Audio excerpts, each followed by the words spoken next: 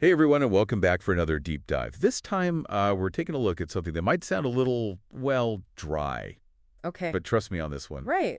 We're going to be diving deep into the world of English for supply chain and logistics. Yeah, you heard that right. We've got this learning resource. Okay. And it's all about the language we use to move stuff around the globe.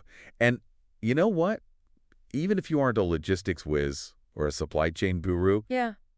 this stuff actually impacts, like, all of us. Absolutely. Think about it. Yeah. Everything you buy, your phone, your clothes, Right.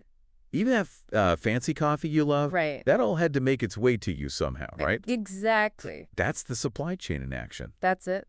It's a pretty incredible system when you think about Yes, it. it is. So we're going to break down this guide, English for Supply Chain and Logistics. Okay. It's packed with specialized vocabulary, grammar tips, and phrases that are essential for anyone working in this field. Yeah. And you know me, I'm always up for a challenge. Right. So I took a peek at the vocabulary list and some of these terms, Yeah. like like freight forwarding, they sound pretty, I don't know, self-explanatory at first glance. I see. Yeah. But I have a feeling there's a whole lot more to them Oh, absolutely. than meets the eye. There's a lot more to it than just, putting something on a truck and sending it off. Right. Right. Like, it can't be that simple. No. What's the real story behind a term like that? So freight forwarding, you're right. It sounds simple enough, but Right. in reality, it's this incredibly complex process. Okay. It involves coordinating multiple modes of transportation, Uh-huh. dealing with a ton of documentation, Right. making sure everything goes smoothly through customs, Got it. and so much more. So it's more like, I don't know. It's a whole orchestration. Think of like a conductor leading an orchestra. Each musician has their part to play, Yeah. right? And the conductor makes sure everything comes together harmoniously. sense. A freight forwarder is kind of like that conductor in the supply chain world. Interesting. Okay, I'm starting to see why this specialized language is so important. Right. You can't just wing it when you're dealing with, No. global shipments and intricate logistics. Exactly. So you mentioned grammar earlier, and I have to admit, that part kind of surprised me. Right. Like, we're talking about moving products around the world. Yeah. Why does grammar even matter? Well, because even a seemingly small grammatical error Okay, can have huge consequences in this field. really? Oh, yeah. Like, give me an example. Think about prepositions, for example. Prepositions, seriously. Yeah, prepositions like to, from, at, in. Okay, I see where you're going with this. These little words are crucial for specifying location and movement. Right. If a shipment is going to the wrong warehouse or arriving on the wrong date, Yikes. that can mess everything up. Wow, prepositions gone wild. Right. I never thought I'd be so concerned about them. But they really do matter in this context. Okay, so prepositions, check.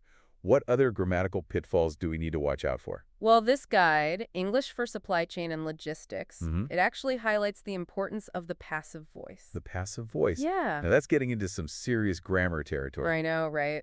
But why is it so important in this field? So in supply chain communication, Mm-hmm. the focus is often on what's happening to the goods, Okay, not necessarily who's doing what. I see. So you might see a sentence like, the shipment has been delayed, Right. instead of the shipping company delayed the shipment. That's The interesting. passive voice helps keep the focus on the status of the goods. So it's not about playing the blame game. Exactly. It's about keeping things moving smoothly. That's a big part of it, yeah. Okay, I'm starting to see how even the grammar choices can make a big difference It all plays a role. in effective supply chain communication. Ab- Speaking of communication, this guide also gives some really useful phrases Oh, yeah, it does. that people can use in real-life situations. Things like, could you provide an estimated time of arrival? Or, we need to expedite this shipment. Yeah, those are good ones. I can imagine those coming in handy when things get a little, A little tense. tense. Yeah. Like when a shipment is delayed or something. Oh, absolutely. Can you give me a scenario where Sure. those phrases would actually be used? Okay, picture this. Okay. You've got a major retailer. They're about to launch this hot new product. Everyone's excited, right? Yeah. Big marketing campaign, shelves are ready. Okay. But the shipment of the product, it's delayed. Oh, no. Every hour that goes by means lost sales, disappointed customers. Yeah, that's a nightmare. So the retailer, they're on the phone with their logistics provider. Yeah. And that phrase, we need to expedite this shipment, Right. that becomes their mantra. Makes sense. There might be some tense negotiations, some creative problem solving, Yeah, bet. all to try and get those goods on the shelves ASAP. It's like a high-stakes race against the clock. It really can be. And clear communication is key in a situation like that. Absolutely crucial. It's not just about knowing the right words, Yeah. but also how to use them effectively under pressure. Exactly. That's pretty amazing. It is. So this guide we've been talking about, English for Supply Chain and Logistics, it doesn't just stop at vocabulary and grounder. You're right. It also includes things like role-playing activities and case studies. Yeah, those are great for really putting the skills into practice. I could see how those would be helpful. You get to simulate real-world situations. Right. Work through challenges. Practice your communication. And build confidence, right? Exactly. That's the goal. So we've covered a lot of ground here. We have. And I have to admit, I'm actually kind of fascinated by this whole world of supply chain and logistics. It's pretty interesting stuff when you get into it. Yeah, more than I expected. Right. But here's a question for you. Okay.